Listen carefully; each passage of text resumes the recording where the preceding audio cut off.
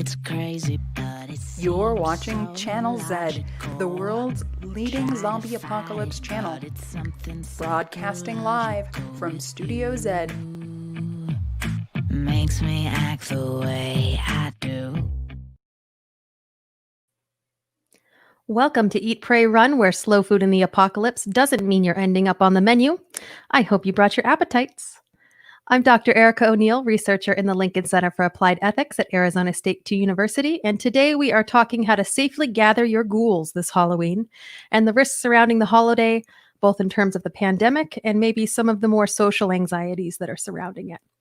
But first, I'd like to introduce the host of Eat, Pray, Run, Dr. Rob Dunn Reynolds, professor in the Department of Applied Ecology at North Carolina State University, and a professor of human biodiversity in the Center for Evolutionary Hologenomics at the University of Copenhagen. Rob, can you tell us a bit about what we're going to be talking about today, what we're going to sink our teeth into? So we're going to be talking about Halloween, the dangers of Halloween, what Halloween means to us, and how do we think about this in a broader perspective. Some food sharing, some too much candy, and probably quite a bit of COVID. Quite a bit of COVID seems the theme of the season. It's maybe the theme of the year and a little bit beyond that, probably. Yeah, in Denmark, they've invented a new word, corona trist, which is like a COVID sorrow. So we're in that season. We are, because it seems like everybody is fed up with staying indoors, and we're coming up on a whole season of holiday times where people traditionally gather. So trying to figure out how to negotiate that is going to be a lot of trist, it seems like, especially if we have this second wave coming through and sort of the risks surrounding that. I think so. And I think we're also moving into this time when we're indoors more. We're very tempted to be around others. The trist is making us want even more than normal to be around others. And like from the perspective of the virus, it's the good season, right? So which makes it our bad season. It spreads more readily in the cold, and we want to be together. Yeah. Yeah, depending on the weather where you're at, it's no longer as comfortable an option to be outdoors as it used to be. So some of those socially distant gatherings tend to be a little bit more difficult to pull off coming into the winter season. Yeah, it's interesting. I think that that has a cultural component. Like, what temperatures are we comfortable being outside in? And over time, that's really narrowed. Like, we're now an indoor species. Like we've come to appreciate this very narrow range of temperatures and humidity. And it makes things that we once, for millions of years, we only did outside, sort of inconceivable to do outside now, so if it's really cold and you're in Michigan and you're thinking about, can I, cut up a pumpkin and make a jack-o'-lantern outside now? It's like, oh, it's too chilly. But for millions of years, it was perfect. It was, so. Yeah, it's the default option. You didn't have climate controlled areas where you could just easily hop inside. No, yeah, but once you get used to that realm, it's hard to escape it. It's hard to think, okay, well, I'm just going to remember that these other conditions are also pleasant, but also livable. Comfort's tricky. Yeah, you mentioned a cultural component to it as well, because you're in Denmark right now, right? I am, yeah. And so it's like today I walked by a bar and it was raining, like actively raining, and people were sitting outside with wet blankets on, drinking beer, and they looked very happy. And we can get used to that, I think. We can always float that as an option too. Have some hot apple cider, spike something, have a hot toddy. Yeah, forget Halloween. We're gonna have wet beer Tuesday. All right. Well, in terms of the risks that are on the horizon here, I want to introduce our first guest, Jessica Brinkworth. And Jessica is a doctor in anthropology at the University of Illinois. She specializes in the evolution of the immune system and in infectious diseases. And I was wondering if you could tell us a little bit about your own research specialty and maybe what you've been up to COVID-wise. Yeah, sure. So I've been trained in evolutionary immunology. I study the evolution of severe infections with a specific, and meaning over like geological time. So with a special focus on really severe infections like sepsis. And so some of the bugs I've looked at include plague and toxoplasma, which can become a necrotic infection. But I asked basically, why do some people or some species get sick and other ones don't? And so in the last 8 months, I've been engaged in COVID research in rural communities in Illinois. And so mainly communities that are surrounding the University of Illinois Urbana-Champaign. And this includes rolling out testing to these communities, which has been really stressful, interesting, I guess. But all of this is to try to mitigate risk for vulnerable populations in the ag industry. Has that experience given you a different perspective about ancient diseases? A little bit, because it's rolling out in real time. So, it's one thing to work on plague cellular interactions, which is one of the things that I do. And it's another thing to see a disease that can manifest severely, roll out so quickly across a geographical area, especially because it's so much more transmissible than influenza. So hypothetically, every single year I could look at flu cases and say, wow, a lot of people die of flu every year. And it's another thing to see something for which we don't have a vaccine. We don't really have any treatments other than supportive care. And it's way more communicative and it just rolls out. Yeah, so it's been weird to watch it in real time.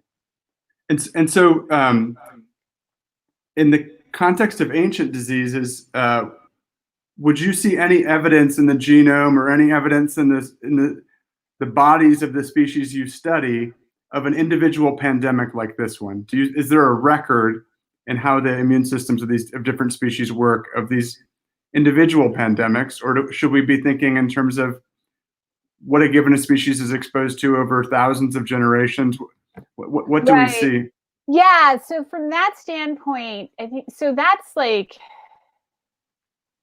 like a needle in the haystack, right? There's a handful of examples that we have where there's a gene where the phenotype, the trait that it contributes to is so profound. It has such great penetrance. You can see it. It's so obvious that it's easy to locate, and it also happens to map over top of a current area for infectious disease. So there's a number. So thalassemias, these red blood cell morphology like conditions. So thalassemias, sickle cell anemia, they map over these geographical areas where Plasmodium maps as well, and Plasmodium causes malaria. And so a connection's been able to, we've been able to make a kind of connection between those two things. Although the actual way in which these conditions might lead to, say, any kind of immunity against malaria is always sort of up for debate. But in most cases, the genes that are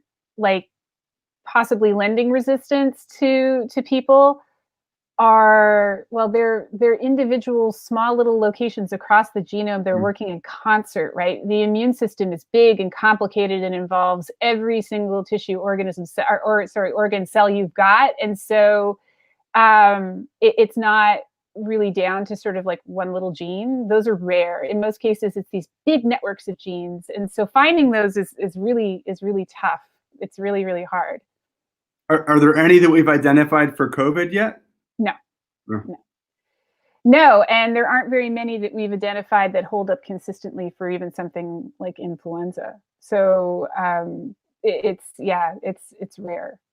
It's rare. And what you might find that's statistically significant in one population or one group or one study might not hold up for another one, or even if you're working with 2 or 3 groups in a single study.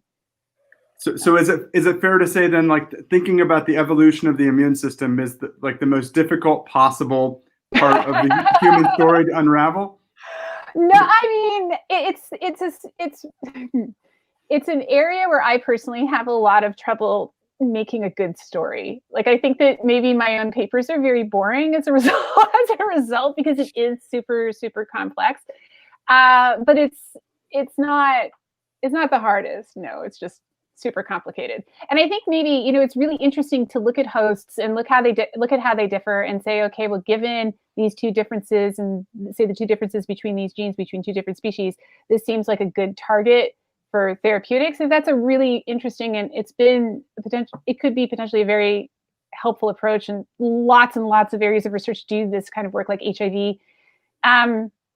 But there's an argument to be made that focusing on the pathogen is maybe in the immediate sense the most effective thing to do. And in the case of COVID, that's very likely the case. Yeah, that's a perfect transition. Go for it, Erica. Right. I wanted to take it in that direction, particularly coming into this holiday season. We have some comments from viewers who are asking if we should put a wet blanket on our party plans, hinting back at what Rob had said. And then Neil says, no, we just need to bring a big umbrella. But what do you think is the biggest risk to kids this Halloween?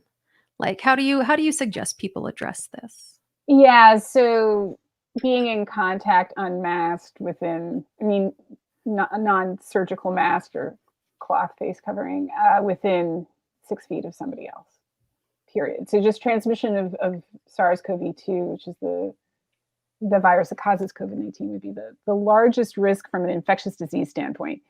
In terms of just the largest risk period is probably being hit by a car. So just to put like gross physical dangers separate and apart from say infectious disease issues, you're it's like 4 times more likely to get hit by a car on Halloween, and it's between really funny hours like 6 to 7 when people are trick-or-treating. So wearing reflective tape, staying on the sidewalks, that's a good idea. But in terms of infectious disease, I think the biggest risk this year is clearly COVID-19. Yeah, and we have some more questions coming in about how to safely trick or treat, or if you even recommend that. If there are people kind of have creative workarounds for that, and if you can get COVID from candy wrappers.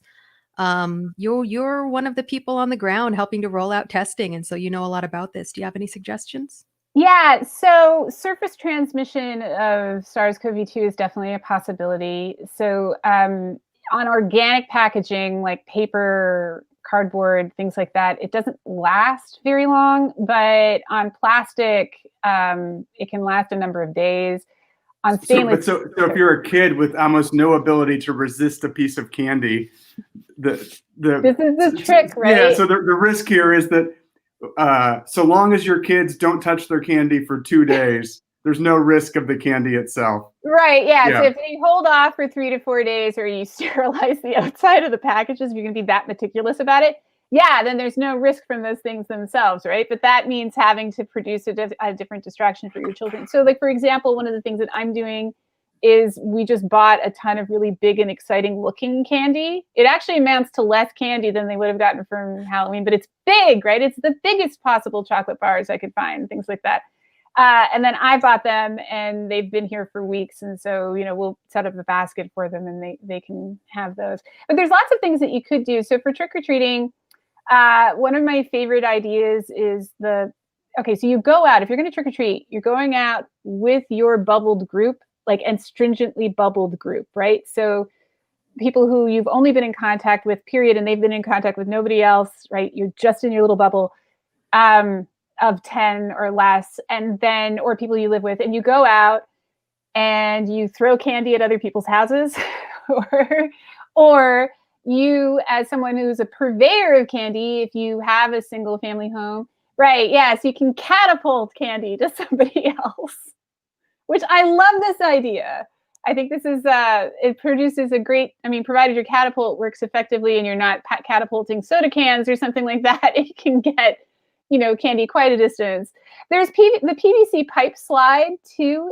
Yes, I love this. So the PVC pipe slide is also a good option, provided that the people involved are not breathing or yelling down that pipe. And you still you should not blow the candy down the pipe. I guess that's the other. Yeah. Do not call for candy in the pipe, and then you'll be good. There's other things too, like, so there's reverse trick-or-treating. I love that comment. There's reverse trick-or-treating, so you can bring gifts to somebody else. My neighbor sent us some fancy pants donuts from a company to sort of reach out and did you reciprocate? Was this like a... No, I'm terrible. No. I'm literally the worst neighbor. So I even have, I also insisted on making my lawn natural looking. I have a no-mow lawn. Like, my neighbors just can't, I'm like the worst neighbor on the block. But the plan is to someday do it. So hopefully we'll get around to it before Halloween actually happens. Yeah, so there's lots of options like that. Another suggestion that Pam Winfrey, who's at ASU, brought up was Halloween caroling, which I think, provided you're in your group, is I really love cool that idea. Like, I mean, it's better for like some instruments than others, right? The cello down the street is difficult, but great. Yeah. I mean, it would be an amazing day if you look outside and there's just someone lugging a cello and playing. Just dragging it. My impersonation of lugging a cello was not good there, but you get the idea. No, I got Yeah. it. I got it. Yeah, so I think that those are all options, but I would be very, very uncomfortable suggesting anything that doesn't involve social distancing, like very stringent social distancing. And there have been suggestions even from people at fancy pants institutions that certain activities could be safe, which I just can't see. Like, you shouldn't be sharing food in person with someone that you're not living with or bubbling with very stringently. You shouldn't be drinking and leaving things behind on tables or anything like that. This is a condition. The situation that we're in requires pretty stringent hygiene. And so does. Dr. Zed is bringing up a couple points. He's on our live feed here, saying that if you can incorporate masks into your costumes, that's one way to kind of cut down on the airborne transmission, because the touching things is a little less risky than kind of being unmasked and breathing the same air as a potentially infected human around you. So he wanted to say that we're all failing this marshmallow test on Halloween, the delayed gratification game, where you can just like, it seems like all holidays coming up on those is kind of a test. I mean, I think too, it's like the if you are a coronavirus, like, it's a great holiday because it's exactly what you would hope for. Like, that somebody who's infected is going to go door to door to door and get relatively close to people and exchange things. And from the virus's perspective, this is like great. I mean, best holiday ever. But I think it also raises this. I mean, it's layered on all these social phenomena. So, like, what is trick or treat, but not a weird kind of food sharing? And it then sets the stage for these other holidays that are about food sharing, that are a little bit more serious, like Thanksgiving and Christmas and other holidays coming up, where we really want to get together. We want to share. Kids can't resist the candy, but as adults, in some way, we can't resist being with our family, with our loved ones, and so there is this real, very challenging tension between what we want and what we feel like we need, and what the virus wants. In fact, there's not a tension there. The virus wants the same thing we want, in our short-term perspective sort of way, and I think that's a real challenge. Yeah, I think it is, and it's and to Dr. Zed's point, it's really apparent that this is a virus that's now, like, we know now that it's very readily aerosolized, right? It's not just respiratory droplets that are a concern. It's these smaller respiratory particles that we know that there are virus particles that can go up and stay in the air for a really long time. And so keeping distance is really important. Working in masks, if possible, a blown polymer fabric mask, like a surgical mask, but if not, a cloth mask, and keeping apart is like the most important thing. And so it does create these other issues around food sharing and being in the company of people that you like. And I've been, for about 6 months, sitting back and trying to figure out how Thanksgiving, like, sort of dreading what's coming, which is that people are going to want to be in homes together. Mm-hmm. They might not necessarily be able to bubble together in advance or even quarantine in advance, because it's like a 2-day quarantine in the middle of November, which will be a regular working month otherwise. And then the issue of, like, how do you safely do this kind of thing? And the spread of this virus right now is largely thought in the United States, in any case, to be driven by small family gatherings or small gatherings, period. So circumstances under which people believe that they are either not going to get the virus or have set themselves up in such a way that they believe they're following appropriate protocols, and that's what's driving it. Do you anticipate any gatherings for yourself, Jessica, in the next 5 months? Yeah, I took the unfortunate approach early on that I was in phase 1 shutdown, which is a good approach, I think, but unfortunate for me personally because the opportunity for me to say go see my family in Canada is now reduced to nothing. Mhm. So no, I don't. I think we're stuck, and which is it's just it is what it is. To it's not even for me because I'm a professor. It's not even, and I'm working from a distance, and so is my husband. It's not even an issue of like a lack of time. It's an issue of practically being able to do this in such a way that like it's safe for everybody. And I just, with the rates going up the way that the infection rates going up the way that they are right now, I can't see how it's going to be safe to travel to the location I need to get to, or you know. Pam has a good point, which is that Pam Winfrey, that the wisdom of this virus is that it takes advantage of our need to be social. And I mean, I think this layers on top of the wisdom of viruses throughout human evolution, which is that they've responded to our population densities, to our need to be social, and evolved in response to it. And yeah. Yeah, no, I agree. I mean, there's an evolutionary advantage in being associated with the things that are necessary for your host species, right?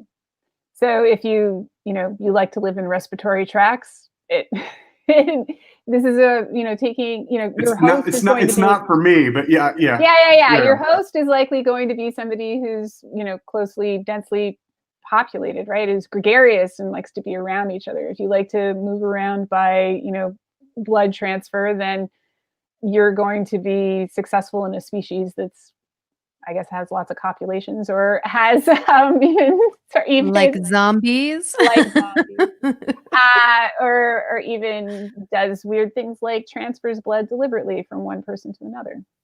Vampires, then, or HIV. So, do we see this in other primates? Are the primates that are more or less social, are they less likely to have viruses and other pathogens that move socially? Like orangutans are pretty lonely. Yeah. Primates. So the downside of having an animal that likes to live high up in a canopy and who's also very solitary and is getting pressed to extinction is that we don't really have a lot of information on what kinds of diseases affect orangutans. It's kind of, we don't have nearly as much about them as we do about Asian and African monkeys. And when we do study them in the wild, or to a lesser extent, gorillas and chimpanzees. And when we do study them in the wild, it's almost always in the context of what can they do to humans, as opposed to things that are there that may be affecting them that's separate and apart from something that could affect us. The context is always what could come to us, like dengue or immunodeficiency viruses. So I have a quick question here, and it's more relying on sort of the social anxieties maybe pre-COVID that kind of proliferated around Halloween. And I wanted to ask you a bit about, so aside from COVID, aside from car-related injuries on Halloween, how many people are actually getting poisoned by poisoned candy apples and razor blades in Kit Kat bars? Is that something? Yeah. So it doesn't ever go away. No. In 2019, the Massachusetts Public Health Department said, check your candy because there might be marijuana edibles in there.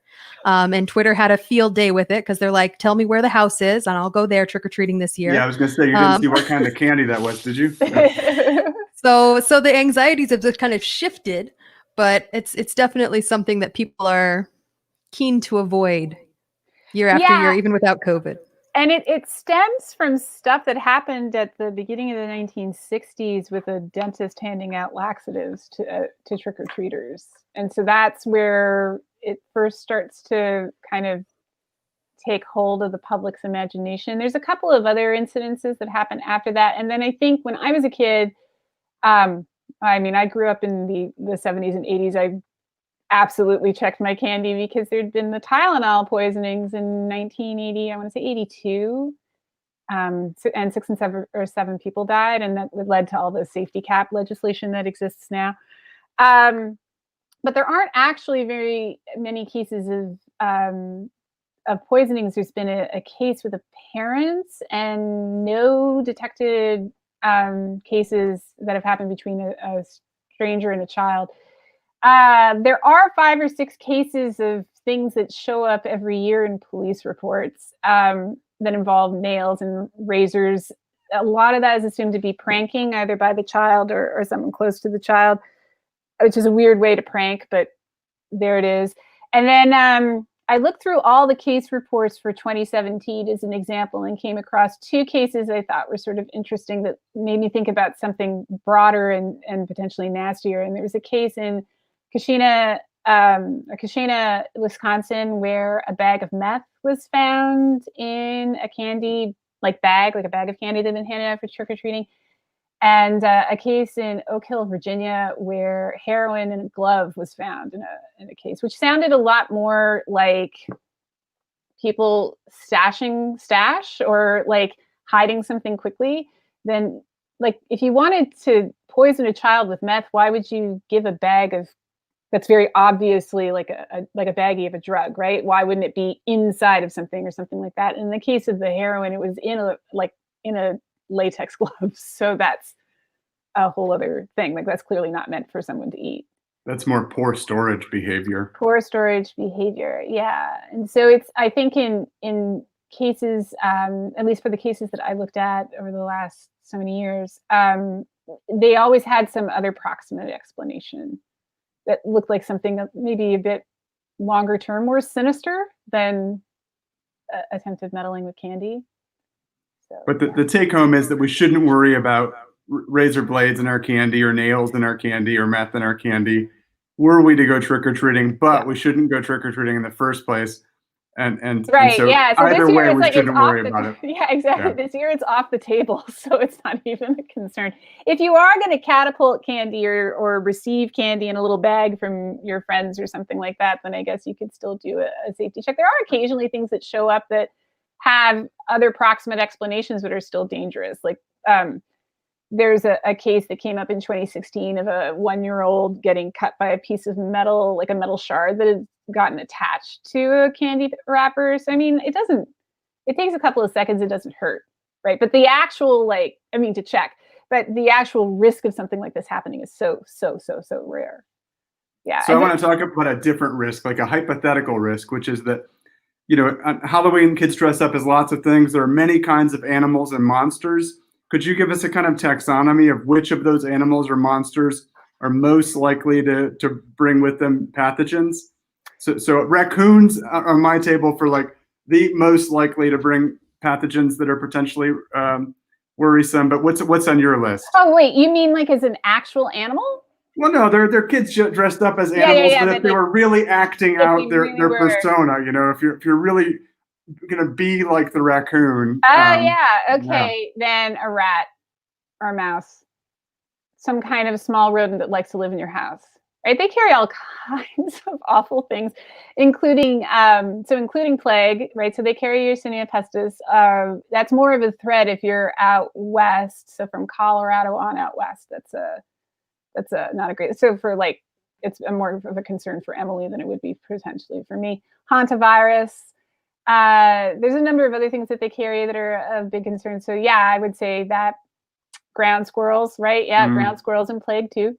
With the mice, you don't see this featured ever at Disney, like all of Mickey's potential pathogens. It's not a. Well, it seems like a new. They like biodiversity. I feel like they could open this up as a new, ride through the terrible pathogens. Well, and they die of it too. So if you really wanted to do a very realistic representation of our favorite cartoon rodent who ill with plague, it would be possible to, they still have the same problem. Mickey's got plague and Minnie's got Hanta. Yeah. No, that's that's a really grim, awful thought. It is. Let's bring this. I love it. Let's bring this back around real quick and just wrap up with a couple top do's and don'ts. And then I'll thank you for being on this program. This has been really informative.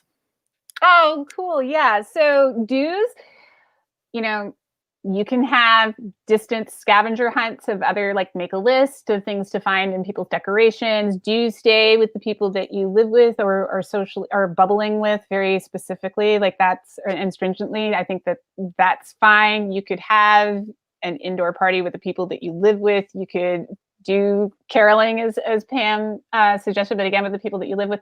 Do wear a mask at all times. Do stay 6 feet away or more from other people. And, do find ways to have fun. One of the things that I would strongly suggest is that if you do try to go trick-or-treating, even though surface contamination is possibly a limited risk, it's still a risk. And so buy other candies in advance to stave off eating the Halloween candy for a couple of days. And do follow any of the ordinances that your city or state has enacted. So if your state's saying there's a curfew, or your city's saying there's a curfew, so El Paso, for example, has a curfew now because they're at 300% of capacity for COVID-19. So if that's the case, then follow the rules. And in terms of things, and outdoor, Dr. Zed just suggested outdoor pumpkin carving. Yeah, it's 6 feet apart, outdoor pumpkin carving. Be careful with the knife, logical things like that. But the don'ts are, it's like the exact opposite of what I just said. Don't not wear a mask. So you need to wear a mask. Don't go to bars. Don't go to indoor parties. And certainly don't hang out with lots of people that you're not, bubbling with. Don't do a pub crawl. Don't do driveway shot parties. I mean, there's a bunch of examples. Especially if you're a kid. This is like especially bad for children. Especially bad for children. Please don't go out and drink. And so getting back to our first biggest risk outside of COVID, wear reflective tape, do the safe practices of walking around in the dark. Make sure that you can see with your mask on. Wear a mask that cuts away here so that you can have a surgical mask or a cloth mask underneath. These are the things that I would suggest. And don't give out mice. Yes, whatever you do. Worst Halloween treat.